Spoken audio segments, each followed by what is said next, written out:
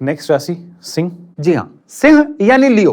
ठीक है। 12 राशियों की बात करें ना तो इस बार अगले 6 महीने में one of the most highlighted राशि सिंह रहने वाली। 2 राशियां हैं, दूसरी आगे जाके बताऊंगा, लेकिन सिंह राशि बहुत हाईलाइटेड रहने वाली है।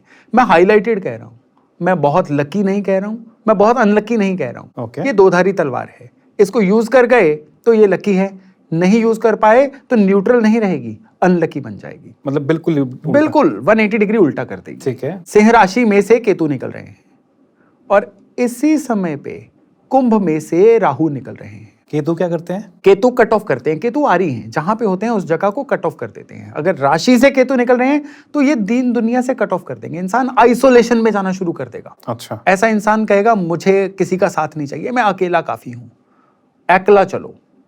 और I am unhappy, I don't know why I am unhappy, मैं खुश नहीं हूं, मुझे नहीं पता मैं क्यों खुश नहीं हूं। डिप्रेशन में जाने के चांसेस? डिप्रेशन में जाने के, जिनके चंद्रमा वीक हैं वो डिप्रेशन में भी चले जाएंगे। ठीक है। लेकिन जिनके चंद्रमा स्ट्रांग हैं वो डिप्रेशन में नहीं जाएंगे, लेकिन एकदम से ट्रिगर हो जाना, गुस्सा कर देना, एकदम से अपने सोशल सर्कल को खराब कर लेना, मुझे किसी के शादी ब्याह में नहीं जाना है, मुझे किसी की गेट टुगेदर में नहीं जाना है, मुझे और बड़े काम है, इस तरह की चीजें।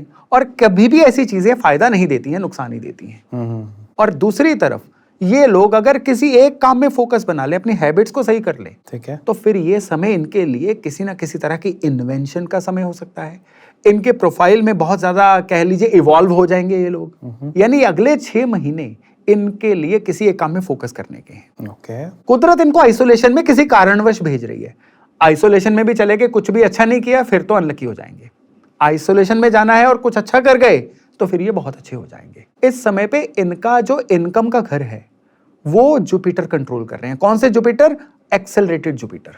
तो उसकी वजह से एकदम से कुछ रुका हुआ धन इनका आ सकता है, इनकी इनकम्स में बढ़ोतरी हो सकती है, लेकिन वो जितनी भी होगी वो टेम्परेरी होगी। अच्छा।